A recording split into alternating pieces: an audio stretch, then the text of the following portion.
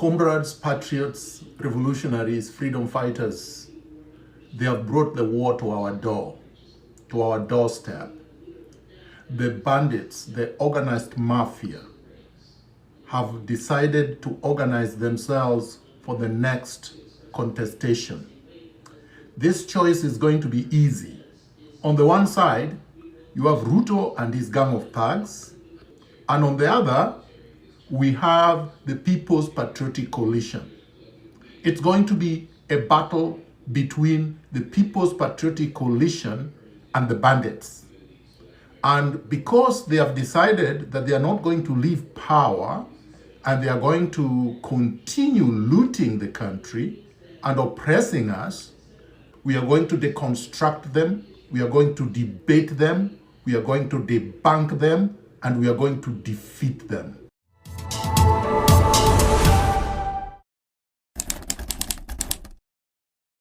Do not let anybody tell you that speaking is bad, that we just speak, and do nothing. In any free society, and Kenya, we want to make Kenya a free, democratic society governed by the rule of law. Speaking is the basis of gauging democracy. There will be no democracy if we don't speak. Don't allow anybody to muzzle you. Don't let anybody tell you that X Spaces or social media is useless and whatnot, and yet they are on TV every day. They are on rallies and funerals every weekend. They just don't want you to speak. They want to muzzle your voice. So I'm going to encourage everybody, keep speaking, no matter, especially when they tell you that speaking is useless. Don't let somebody tell you that you're speaking too much, that you need to do anything else. Speech is action. Speech is something. So that's number one. Embrace speech. Make your speech be empowering. Use social media robustly and vibrantly, and continue to participate in these spaces.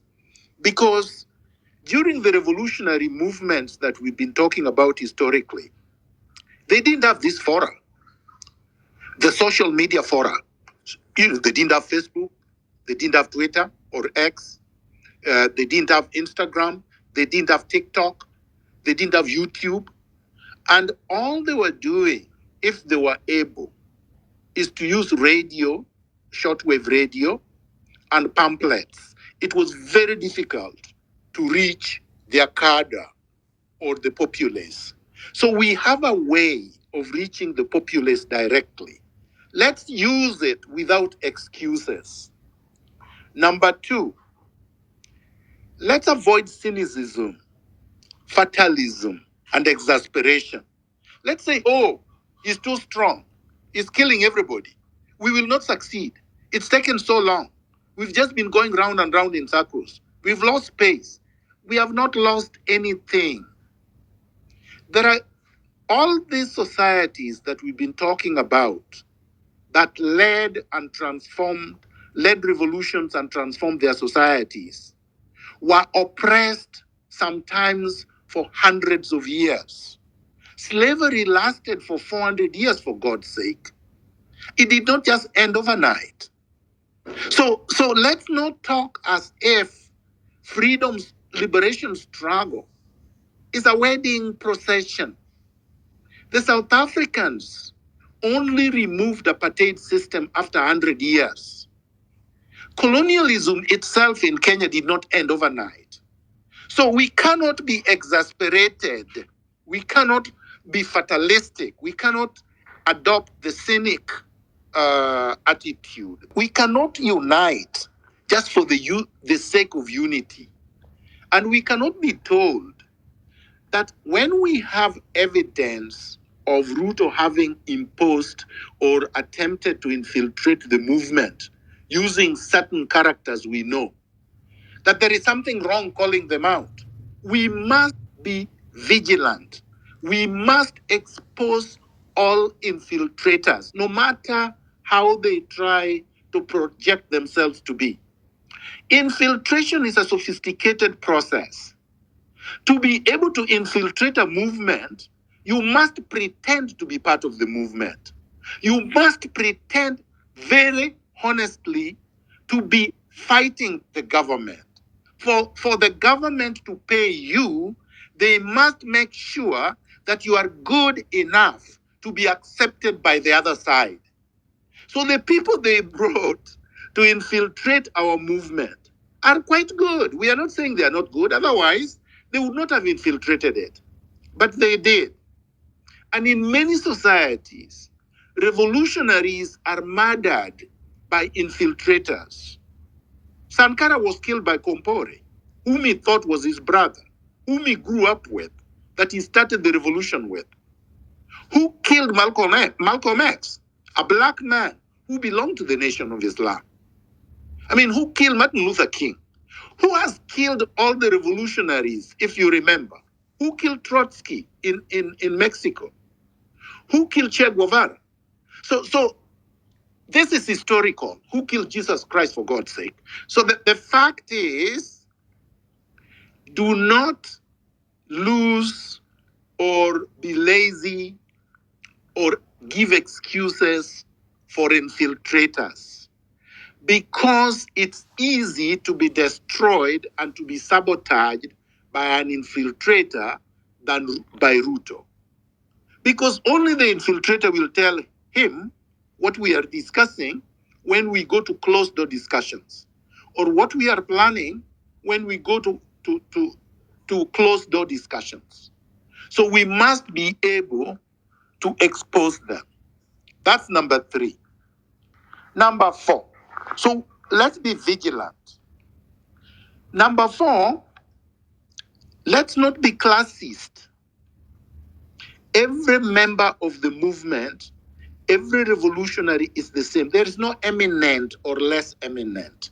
The moment we stop talking in a classist language, we become full revolutionaries, because we are not going to judge people based on their titles, academic or otherwise, based on how much money they have, based on how articulate they are, based on the positions they hold in society, based on age or gender, based on any other identifiable characteristics.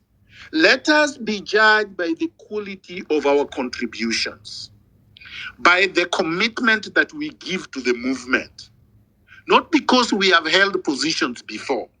Because after all, in Kenya, you only hold positions because you are favored, not because you're the most qualified, not because you contribute more than anybody else, not because you come with the most original, creative, innovative ideas to transform society. That's not why people are even elected into office. So I get wary when we emphasize more on elections in a completely tyrannical society. A society where parliament is nothing really but an extension of state house. Let nobody lie to you that any parliamentarian or senator is doing anything substantive to Kenya. None. Zero. None of them. That's a fact. Because if they do, I need to see the bill they brought and passed into law that has transformed any aspect of our lives. Give me one example. Any of them.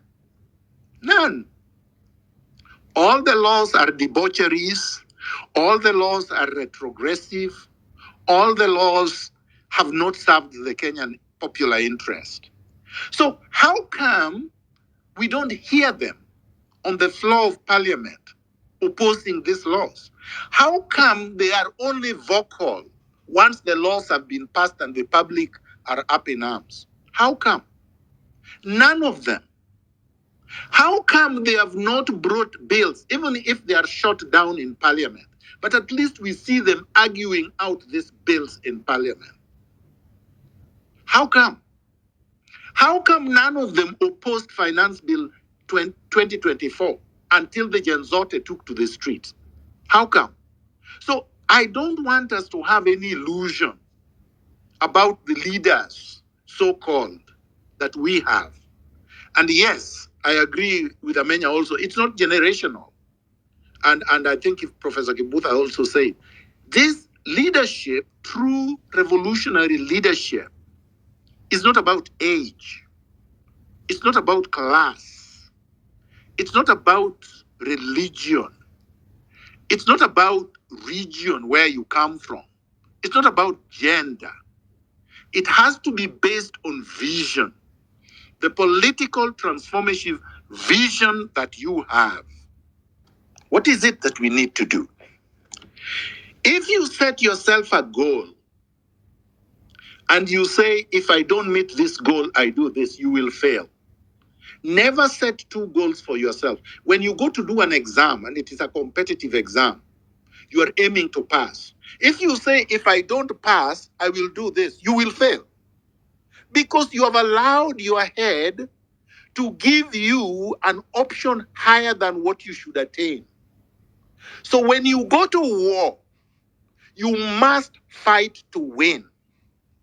You can, at the back of your mind, be considering, in the event that I lose, what do I do? Never articulate it publicly. Because then you're setting up yourself. You've even told your enemy you are considering failure. So your enemy knows that failure is an option for you. Your enemy will be fighting you with the aim of winning because they know you have a level at which you will surrender.